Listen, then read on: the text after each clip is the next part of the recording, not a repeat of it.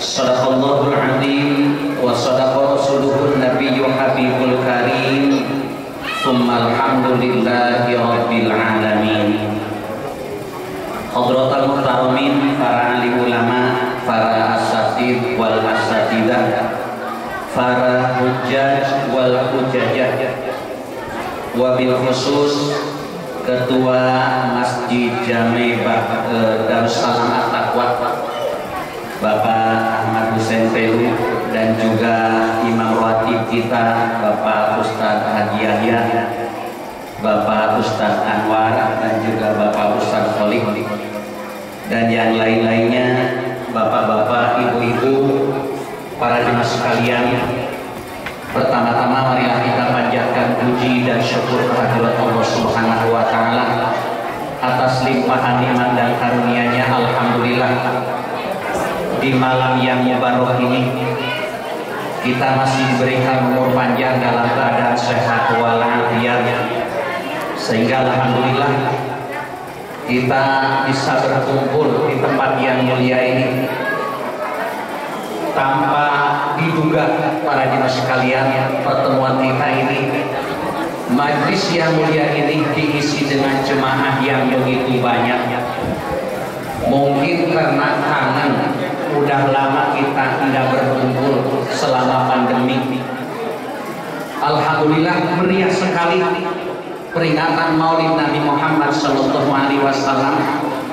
Mungkin juga karena mendengar mungkin penceramahnya dari Kuningan, Jawa Barat. Mungkin siapa orangnya? Inilah dari Jawa Barat. Lebih muda daripada Zainuddin MZ. Mudah-mudahan pertemuan kita ini akan mendapatkan ridho dan ampunan dari Allah Subhanahu wa taala. Amin amin ya rabbal alamin. Salawat dan salam senantiasa Allah curahkan pada junjungan kita Nabi besar Muhammad sallallahu alaihi wasallam, dan juga kepada para keluarganya, para sahabat-sahabatnya, dan mudah-mudahan kita semuanya akan mendapatkan syafaatnya di yaumil qiyamah. Amin amin ya rabbal alamin. Para jemaah sekalian, yakin pada malam hari ini turun rahmat Allah Subhanahu wa taala. Biasanya jam segini mungkin udah ada yang ngorok, mungkin ada yang lagi geser-geser HP. Tapi malam hari ini yakin rahmat Allah turun, dan kita semuanya dikelilingi oleh malaikat rahmat. Yakin tempat ini akan menjadi saksi di akhirat nanti sebagai alat atau pelantara atau wasilah kita semuanya akan mendapatkan syafaat Rasulullah sallallahu alaihi wasallam. Dalam makalah ulama, annal i'tina bi maulidin nabi sallallahu alaihi wasallam min afdhalil qurbat, bahwasanya kesungguh-sungguhan memperingati Maulid Nabi Muhammad sallallahu alaihi wasallam di antara seutama-utamanya mendekatkan diri kepada Allah Subhanahu wa taala. Ini kita lagi taqarrub, lagi mendekatkan diri kepada Allah Subhanahu wa taala. Rela yang biasanya kita udah ngeringkal di tempat tidur, rela datang ke masjid. Dan bapak-bapak, ibu-ibu rela mengorbankan hartanya dalam rangka peringatan seperti ini.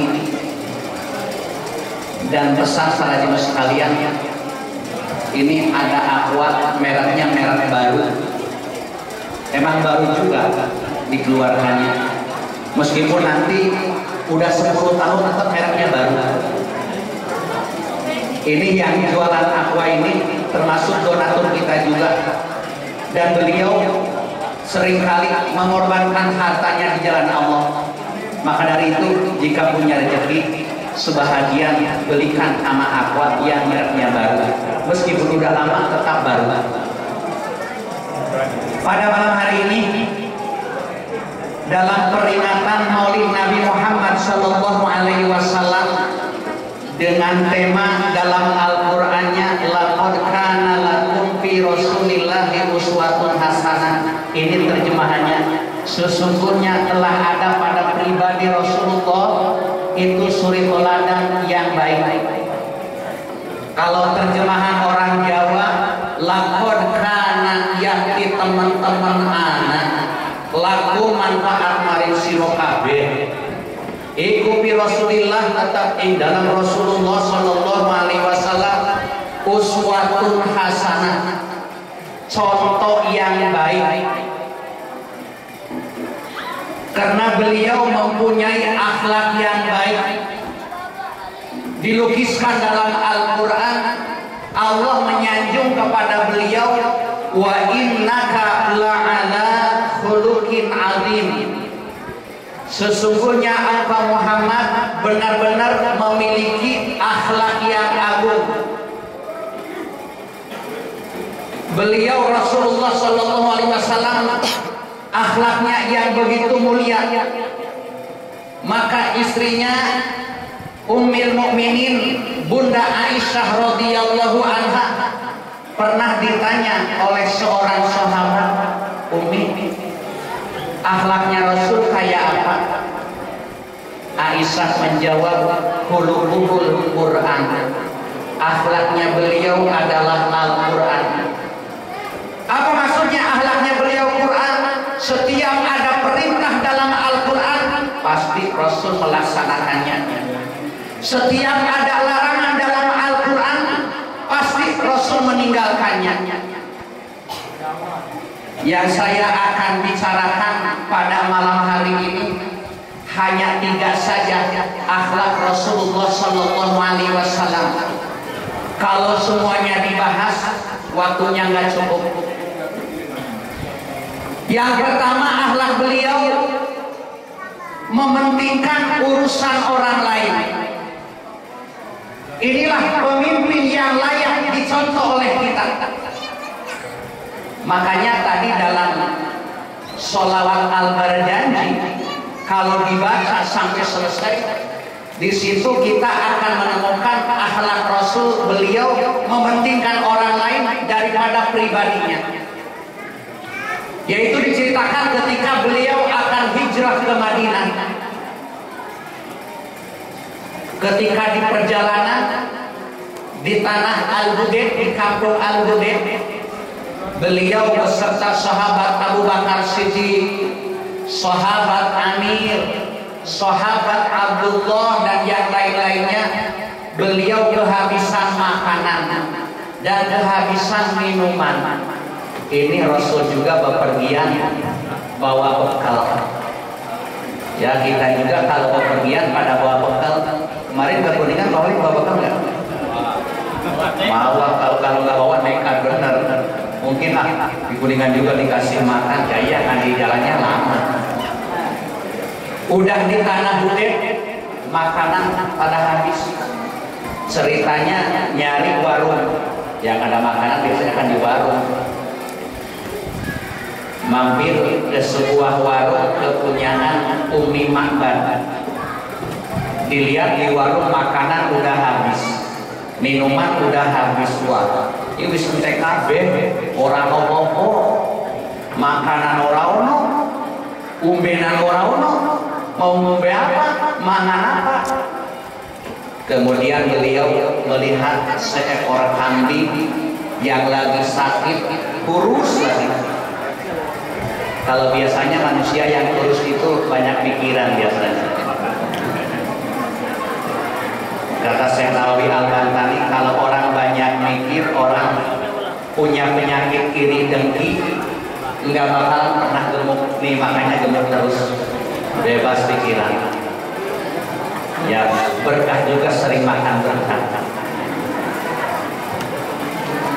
Kemudian Rasul minta izin sama Umi Ma'bad.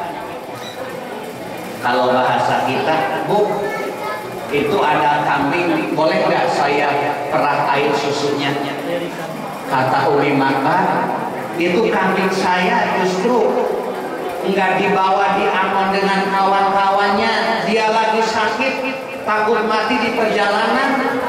Kalau ada air susunya saya udah perah, tapi mohon izin Bu, saya mau perah. Ya silahkan. Diambil ceritanya kambing. Mohon kepada Allah Subhanahu wa Ta'ala dengan mukjizat yang Allah berikan kepada beliau, diperah keluar susunya. Kata Rasul, ambilin gelas, diambil gelas. Ibu minum, diambil lagi gelas, diperah lagi. Silahkan Abu Bakar, silahkan ambil, silahkan Abdullah dan yang lain-lainnya. Ambilin bejana yang besar, diperah banyak. Terakhir beliau minum. Inilah makanya dalam makalah Sayyidul Qaum akhiruhum suqya, pemimpinnya kaum minumnya